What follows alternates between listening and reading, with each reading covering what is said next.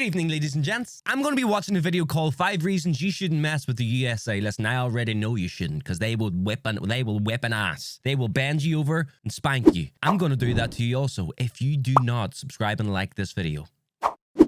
Okay, now, let's see 5 reasons you shouldn't mess with the USA. The collapse of the Soviet Union in the early 90s left the United States as the sole superpower in the world, and it's never looked back. Never! In all aspects of the world, the United States is indeed a superpower, especially when it comes to its military might, which is unsurpassable. Strength, technological superiority, operational capabilities, and power projection across the globe. In this video, we'll take a look at the What the fuck? Are these people got UFOs? The hell is that? video. We'll take a look at the 5 top reasons why you wouldn't want to go against the US military establishment. I ain't gonna lie, that aircraft is enough. I see that aircraft coming for me. I'm waving my white flag. Air Force is the strongest in the world, not only in the number of operational aircraft, but also in technological superiority. What the fuck's The that? country currently operates a total of over 15,000 military aircraft, combining all the branches of the military service, including the US Navy, US Army, Coast Guard, 15,000 and the US Marines. As of 2017, the Let's not forget Spirit Airlines as well, ladies and gentlemen. We gotta include Spirit Airlines, okay? The US Air Force alone has a fleet of over 5,300 aircraft, 406 intercontinental ballistic missiles, and 170 military satellites. What the fuck is an IBM? I know we just explained what it was, but what the hell is that? What is that? Nuclear bombs? Missiles and 170 military satellites, greater than any other country in the world. Has it got guns on it? The USA has the largest number of stealth aircraft designed to be silent killers and untrackable by the Yeah. Man, what the fuck even is that? Where's the bloody engine? Oh, in here. Oh my god, that's incredible. What the hell, bro? to be silent killers and untrackable by the radar defense systems of most countries in the world. Some of these stealth aircraft include air superiority fighters, such as the F-22 Raptor and the F-35 Joint Strike Fighter, heavy bombers, such as the B-2 Spirit. In fact, Spirit the Airlines United told you. States pioneered this technology in the 1980s with the introduction of the F-117 Nighthawk stealth attack aircraft. Wait, they Stealth had it in the aircraft are designed 80s? to avoid detection using a variety of technologies that reduce radar reflection from ground, sea, or air-based radar antennas, thereby UFOs have been here, man. Just saying, UFOs have been here. You don't have that sort of technology without the aliens giving it to us. reducing its radar cross-section, or RCS. This revolutionary technology allows a 5th-generation aircraft, such as the F-22 Raptor, with a max takeoff weight of 83,500 pounds, to have a radar cross-section of just 0.0001 meters squared, about the size of a bumblebee. There's What's no more way. insane is that the massive B-2 bomber also has the same radar cross-section as the F-22 Raptor. Thus, it becomes extremely difficult to track That is stealth insane. aircraft. Even if the enemy spots them on their radar scopes, it's a whole other story to successfully track them and register a missile kill. The whole idea behind this technology is to break the chain in which a conventional surface-to-air missile defense system works. It's the same reason countries like China and Russia are also hard at developing their own stealth fighter, the Chengdu J-20 and the Sukhoi Su-57, respectively. These aircraft will allow the US Air Force to assert its air superiority over any battlefield of the future. And we all know that control of these skies is the biggest decider in any war. Isn't it kind of crazy how like we've went from World War I, World War II? It's as if the wars are just like getting higher, right? From like the sea back in the hundreds of years ago or whatever. Battles used to be at sea. Now they're on land, or they were in World War I, World War II, Vietnam, kind of. And now they're basically, you win wars by in the sky. The next reason why any country going to war with the US military should think twice is because of the strength of the US Navy and its dominance over the world's ocean, especially the Navy's supercarriers. Jesus. The US Navy currently operates 11 nuclear-powered Nimitz-class supercarriers. What? Nuclear powered? What the hell does that even mean? So it's a floating nuclear bomb? Which is the largest Well, not aircraft a bomb, carrier but fleet in the world. you know what I mean? The only navy that can come close in terms of technological advancement is probably the Royal Navy of the United Kingdom, but they only have 2 operational carriers. The Nimitz class of carriers has a displacement of over 100,000 tons and can carry a complement of up to 70 aircraft. They're literally a floating small town in the ocean with its own airport. The Nimitz carry class carriers 70? in themselves are extremely potent offensive weapons, but the way they operate in what is called the carrier strike groups makes these ships even more deadly. A carrier seldom deploys alone. There are always a fleet of surface and underwater assets surrounding them and forming a strike group. These include guided missile cruisers, a destroyer squadron, attack submarines, and other support vessels. Together, they project the power of the carrier, and at the center of the group forward. Look at that screenshot, man. Yo, that is fucking wild. That's wild. So you know what else is cool? Like in this video. Towards the enemy. I'm so bad, While man. the carrier is carrying out its offensive role with the use of its air wing, the other ships are responsible to protect its flanks against any enemy attack. This combination of offensive and defensive strategy makes the US carrier strike group almost impenetrable. Right, this is it. I want to ask this question, guys. And I know you might not want to answer it, but I'm just going to ask anyway. Imagine you were the enemy of the US. And don't say, I wouldn't attack. Imagine you had to, right? Imagine you had to. What do you think is America's weakest point in the military? So if you were the leader of another country and you said, we have to attack America. Boom, it's happening. Where do you attack? How? Let me know.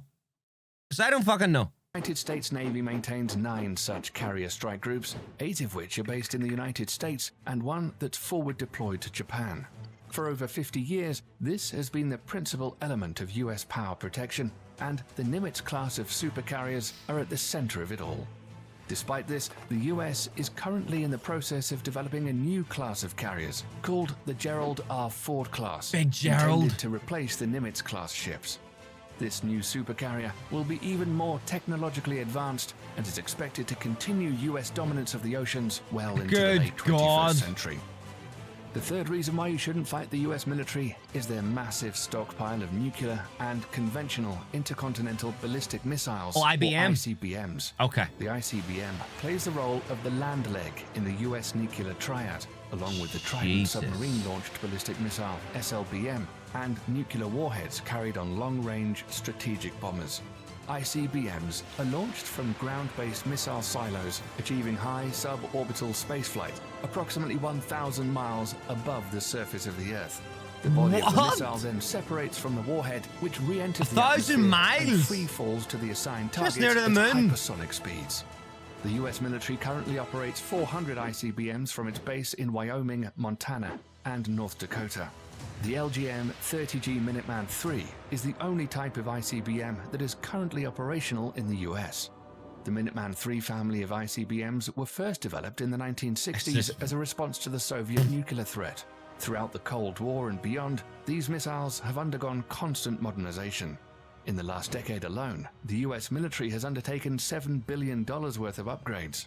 The rocket propulsion engines, the propellants used, the guidance system, and even the flight control surfaces have all been refurbished. The upgraded missiles are completely different from its 1960s counterparts, except for the shell. These state-of-the-art improvements and modernization programs have kept the Minuteman III system operational for over 50 years, with improved reliability that supports the missile's Jeez. remarkable 99% alert rate. The latest versions of the missiles have a range of over 8,000 miles. Sometimes I don't speak when I'm watching these guys, and you know why? It's because I'm so into it. I'm inside it. I can't, like, I'm trying to take it all in, so I'm trying not to speak as much as I can. This rocket has a range of 8,000 bloody miles. Is greater than the diameter of the Earth, What? 7,917.5 miles. They can carry multiple 330... So that basically I could shoot that rocket up into the sky far west, and if I calculate it right and put the coordinates in, it could technically wrap itself around the Earth and hit me in my left ear. Brilliant. Wow. Oh shit. kiloton nuclear warheads, which is 20 times greater than the bombs dropped on Hiroshima and Nagasaki. Good God. Not only that, each of these warheads can be assigned to different targets independently. The technology is called Multiple Independently Targetable Re-Entry Vehicle, or MIRV, and was first developed for the Minuteman Merv. III family of missiles. So any country messing with the United States will have to deal with this awesome arsenal of firepower, Cook. which can be launched at a moment's notice. If it weren't the ICBMs or the stealth fighters raining fire down on you, What's it next? would be precision-guided What's munitions, next, man? or better known as smart bombs or Right, PGMs instead. This is another big reason why not messing with the US military is a good idea. All branches of the US military use smart bombs in some forms or the other. These weapon systems are designed to be precise and hit a specific target with maximum efficiency. These bombs are so effective that during the First Gulf War, PGMs comprised only 9% of weapons fired, but accounted for 75% of all successful hits. What is this game? Since then, for the US military at least, the days of normal artillery shells and unguided bombs Done. are long gone. Nowadays, No need. the military uses PGMs from air, ground, and sea. Precision-guided munitions come in various forms and use different kinds of technologies to achieve precise hits. A large majority of PGMs use the Global Positioning System, or GPS, of satellites to guide their trajectory to target. However, sometimes this becomes a problem, as GPS coverage is not always reliably available everywhere across the globe, or bad weather conditions can wild. hinder operations.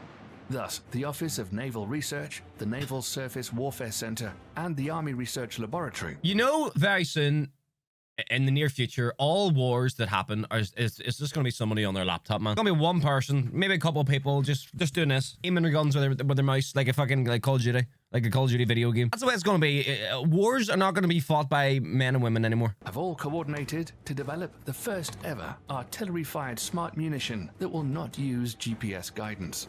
The project is known as Moving Target Artillery Round, or MTAR for short. The MTAR shell can be guided onto stationary as well as moving targets in both land and sea, using a combination of guidance technology. Yo! The best part is that these shells can be fired from the existing M777A2 155mm towed howitzer and the M109A7 Paladin Integrated Management self-propelled 155mm artillery systems already in use. I ain't gonna lie, man. Listen, to the person inside this tank right now shooting, surely gets hurt. Look at this. Artillery systems. There's no already way I ain't in getting use hit by by the something in US there, man. military. The shells will also feature an extended range of 40 to 60 miles, using rocket boosters to propel them. Once finished, it will afford the US military another potent weapon system that outclasses others around the world. Lastly, the fifth and final Good. reason why you shouldn't fight the US military I think the 4 first reasons were enough, man. I don't even think we need 5. Tell me anyway. is drones. Oh, We're all here we go. familiar with what an unmanned aerial vehicle This is basically what I was kind of getting at. Drones and shit is what it's going to be. or drone is and what it's supposed to do. But in recent years, the usability of UAVs are steadily increasing to encompass all spheres of military operations, and the US military is the pioneering spirit behind it. At first, used only for surveillance missions, drones were quickly weaponized after the 9/11 attacks and have been Jesus, extensively that long used ago by the already? US military in the war against terror as an offensive weapon platform. It's forecasted that over the next decades, the US is in line to purchase over 1,000 combat drones of various classifications. Some of them, like the Lockheed Martin RQ-170 Sentinel and the Boeing MQ-25 Stingray, a are Boeing? already in the final stages of development, and once finished, will provide the US military with state-of-the-art platforms capable of multi-role operations, insane. ranging from attack missions to aerial refueling. Drone technology has Yo, slightly higher. Thanks for the follow on Twitch. Appreciate it, brother. reached such heights today that a single UAV can loiter miles above the surface of the Earth for hours, waiting for the target to show its head and sticking with impunity. This capability will allow all the services under the US military to reduce its dependency on manned platforms, thereby reducing the risks during future combat operations. GG's. These 5 weapon systems make the US military extremely dangerous for any adversary looking to get into a conflict with them.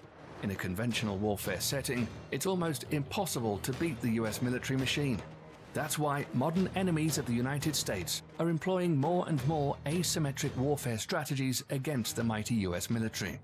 Despite that, the US military juggernaut is hands down the most powerful military complex in the world today. And I ain't gonna lie, man. I know I said there the first 4 reasons were enough, but I'm gonna be honest, bro. First reason, I'm not. First reason, I'm out. If I'm leader of another country and I hear there's a problem, white flag. Anyway, ladies and gentlemen, thank you for watching today.